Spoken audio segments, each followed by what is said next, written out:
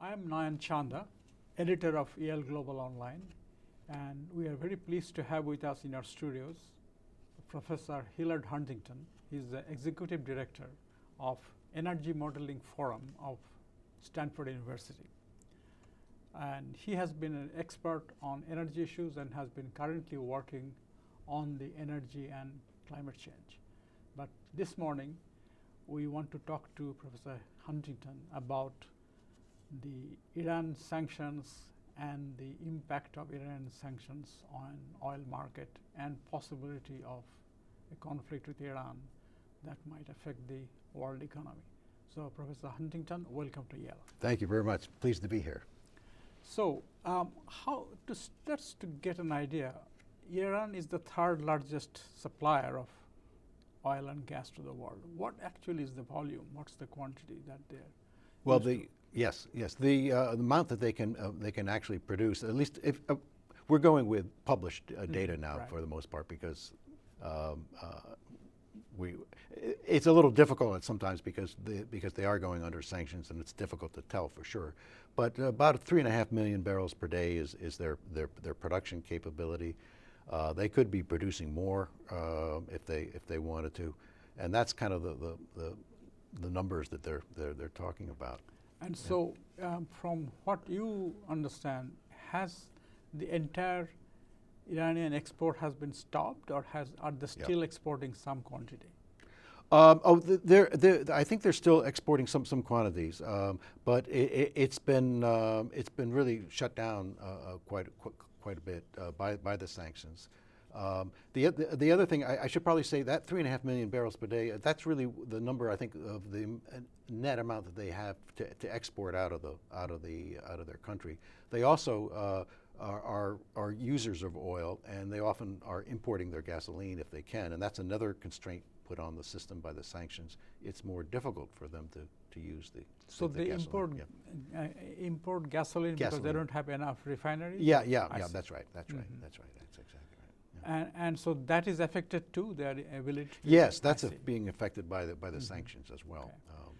So the results seems to have been a tremendous inflation in Iran and the collapsing value of their currency rial. That's right. There's been just a tremendous drop in the value of the currency. It's putting in incredible pressures on the country at the moment. I think we've seen reports in the newspapers and so forth about how Ahmadinejad is having pressures put on him by the people, also by the rulers in the country. So I think it is putting a fair amount of pressure on them. So this is, one can see, for the West, it could be cutting one's nose to spite one's face. How has it been the impact of this deprivation of Iranian oil on the world economy? Yes. Well, it turns out that the Iranian oil supplies themselves I think are not having a major impact, the removal of those supplies are not having a major impact on the market.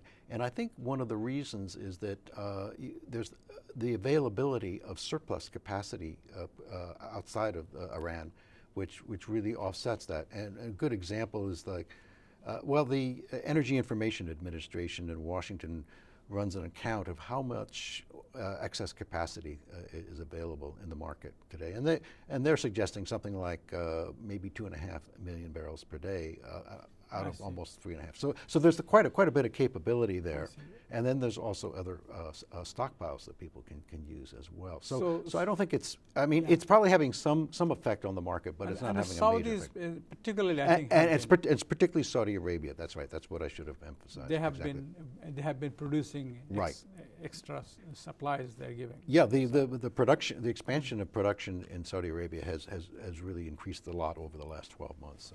They've been very aggressive about it.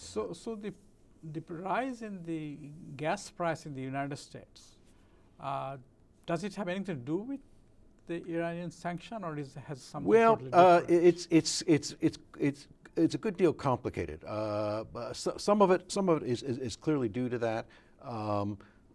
We also see quite a even a bigger rise out in my part of the world, in the western part of the United States, because we're also having refinery problems, and it turns out refinery problems on the West Coast has also been another big emphasis in the California market. But shorter term, I mean, there is this, the Iranian situation has happened. Basically, the way to think about it is this curtailment, or the Iranian supplies, is the curtailment of it is happening at a time when the markets are still relatively tight. I mean, there's still economic growth, particularly in Asia. It's starting to slow a little bit, but that's what has really pushed up a lot of the price movement. So it's really important to remember that this is a global market, and lots of things are happening in the global market, one of which is this Iranian situation. The fact that the world economy in general, in Europe certainly, and in Asia too, Chinese too, are beginning to slow down. Slow down, right. And that slowdown reduces the demand for energy, and as a result doesn't let prices go up. So to some extent, the impact of Iranian sanctions have been offset by the low growth that we are seeing today. That's right, and that gets back to this whole issue that you have to look at it within a global perspective, and you have to ask those questions. It's the same kind of thing when we look at the U.S. market. We say, oh, well, this is happening, but we're only just part of the market, and so you have to look at things globally. Yeah, so given the global nature of energy supply and its impact, in the sort of worst case scenario, if there is attack on Iranian nuclear research centers and production centers, and Iranian retaliate by launching attack on Israel or other countries, and perhaps mine the Gulf to prevent any Gulf oil from going out of the area. What kind of reaction or results could we see in the world? Is it something like the Suez crisis of '56, which led to some 32% rise in a year? I think the percentage increase in a very bad situation could even be higher than that. I think what people are particularly worried about is the Straits of Hormuz. It's a very shallow body of water, but there is an area where you can get boats in and out.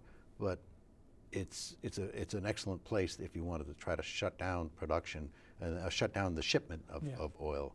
You could do that. Now, I don't think you would imagine getting 17, it accounts for about 17 million barrels per day of production. So think of the 17 units of oil out of an oil market which is almost in the high 80s. The total market is about high 80s. So it's about, I think it's about 20% or so. Yeah. So I think that's what people are worried about. And that would have a substantial impact on the price of oil. I should be quick to add that there are other ways. If that should happen, there are other ways of getting oil out of the area. There have been quite a bit of building of pipelines, oil pipelines that so it doesn't require you to go through the Straits of Hormuz. Yeah, and so that's that. So could that be from the Suez Canal, or could it be from the Mediterranean? Yeah. So it's most Suez Canal, the Mediterranean as well. But they're operating on both fronts. And I've seen some pretty aggressive numbers there. I talked before about 17 million barrels per day. I've seen numbers in the Financial Times saying it could be, by the end of the year, it could be almost 6.5 million barrels per day. Now, I think logistically it would be difficult to organize all that, but there is that capability. 6 million barrels per day can be shipped with a bypass through these pipelines. Yeah, right. So that the net disruption in the system would be 17 minus 7%, 8%. Yeah. I see. Okay, but But also it depends also at the state of the economy at the time. Yeah, yeah. If the economy has turned around and booming, then it would be a jolt to the economy. That's right. That's right. That's right. But you have done so much modeling and study of this, the impact. What would be the impact of a, say, 7 million barrel loss? Impact of that on the gas price in the U.S., for instance. Well, you have to kind of, if you're assuming that there are no policies that are being put into place, and oftentimes it's difficult to put in policies in a time of emergency, and you assume that the financial markets are pretty well, that there are no, I mean, it could be even worse than what I'm saying. I'm about to say, because the financial markets could really just kind of just freeze up.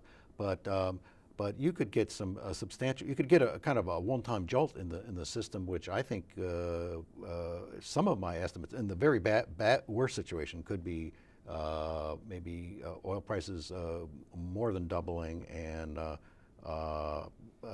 the economy might be hit with a kind of a 5% jolt in its well-being for a brief period of time, and then it would presumably come back.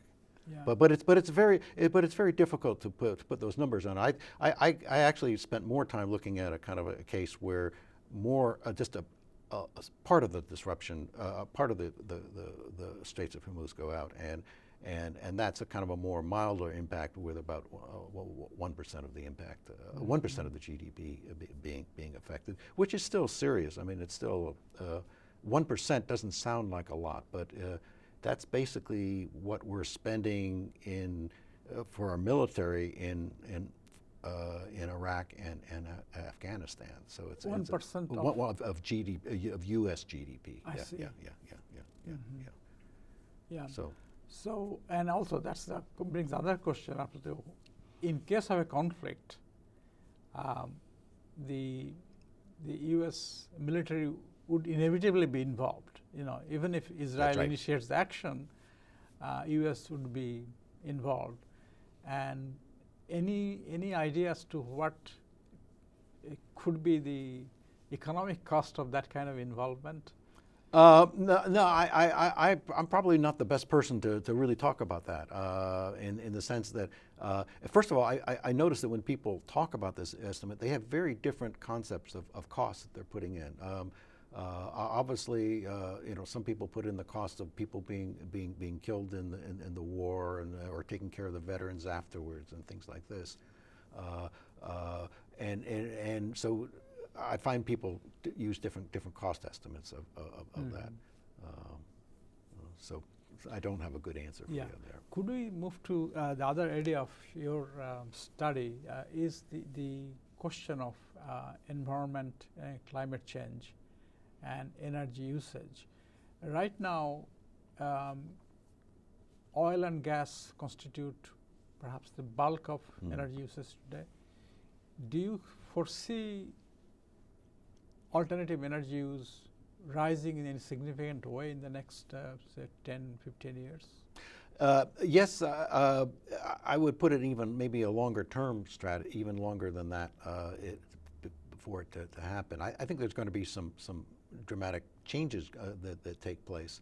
A part of which is we're living through a world of very high prices now, and while we really hate high energy prices, one of the things high energy prices does is it makes a lot of these other alternative technologies very attractive, at least certainly more attractive than they would be otherwise.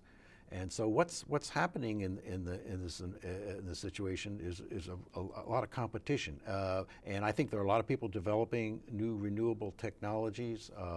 They're also developing a lot of interesting ways of energy efficiency, of achieving energy efficiency, which will also have another effect on the system. Yeah, because the energy wastage actually has been almost 20% or something of the world's energy is wasted in improper use. Is that right? Yeah. The question is how much is in energy efficiency? You mean? Yeah. It's energy efficiency, and in fact, I'm really struck by how how much energy efficiency we've seen just in our own country. Just going back over the last 3-4 decades, we've had an economy that up until the financial collapse, it was growing at about almost 6 times as fast as our energy use. And so we've really made significant dents in the amount of energy being used, and I think that's really important. The other thing that I think is really interesting in this era of high prices is that you're starting to see new types of oil and gas coming on. Right now there's the big discussion about shale oil and gas, and that's had another big impact. But there is some concern about the environmental impact of fracking. On that point, what is your view? Do you see well, I'm it's an area I'm not an expert on, but I follow it closely because I want to know, and I look at the people at the Department of Energy. They have a panel that's chaired by Professor Deutsch at MIT that's looked at this, and one of my colleagues at Stanford, Mark Zobak, serves on that panel. And their view seems to be that there are environmental problems. They need to be addressed, but that they can be addressed. And that's and so their view of that is that they're manageable. That they are manageable. And so that's more or less my view of it. I've looked at some of the papers. There's been a study at Cornell that raised quite a bit of concern, but then there are other studies at places like Carnegie Mellon, which seem to say, yes, it's a problem, but it's not as big a problem as people were initially saying. But I think what it really tells you is that you really have to monitor this situation carefully, and you want to continue to be aware of what the possibilities are there, because you don't want to unleash a new technology which is going to create more problems than there have been some concerns about causing minor earthquakes. Yeah, that's right. That's another issue that Mark Zobak has talked to me a little bit about, is that he does quite a bit of work on the side, and it creates small amounts of earthquakes. They're really now just trying to figure out how serious those impacts are. But you know, drilling in general often does this kind of stuff as well. So I think we have to be.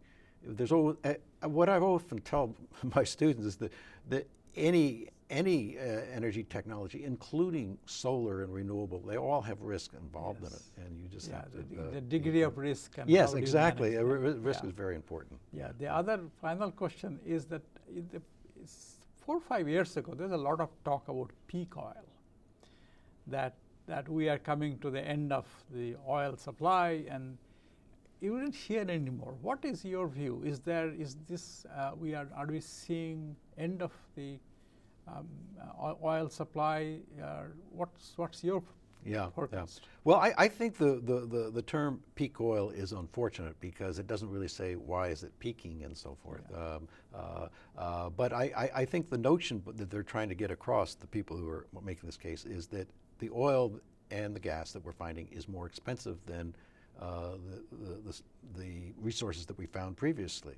And I think it's more expensive because it's difficult to. Yeah, it's more difficult to extract. Yeah. And even today, people have made this dramatic discoveries on the shale gas and the shale oil in particular, and how the shale oil can come in and maybe replace a lot of the oil in the Middle East.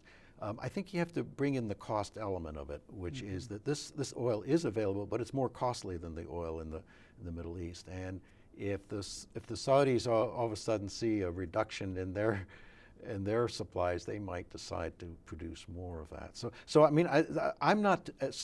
You know, the issue of peak oil is I think it's there, that you need to find more oil that's more expensive than before, but I don't think it's a kind of situation that we're all of a sudden going to be running out of this stuff in the but future. also the new fields have been found, like offshore Brazil, and there's now talk about Arctic.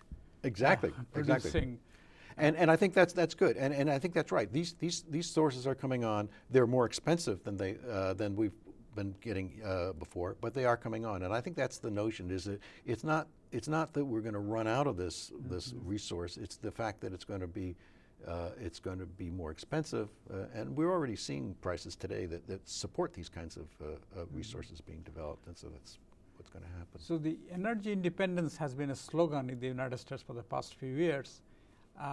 Is it being achieved? Is the United States close to achieving that? Or? Well, you know, it's interesting. It depends on how you want to define energy independence. My first job in Washington was working on what they called Project Independence, which maybe many of your viewers don't remember, but it was this notion that when President Nixon was in power, that we were going to become independent by a certain year. And I don't think people are really talking about that, at least not seriously. I mean, I think we are going to reduce our imports, it looks like, certainly if prices stay high, and that's probably a good thing. But whether we actually achieve this independence that people are talking about. But that reduction could be compensated by shale oil and gas. That's right. Yeah, that's what they're talking about. There would be shale oil and gas, and also very important. Again, I mentioned the energy efficiency issue, but people are moving to vehicles that are a lot more energy efficient than before, and they're finding all kinds of ways to reduce their energy use. Yeah. Well, it was fascinating, and thank you for speaking to us. Well, great. I really enjoyed it. Thank you. My pleasure was mine. Thank you.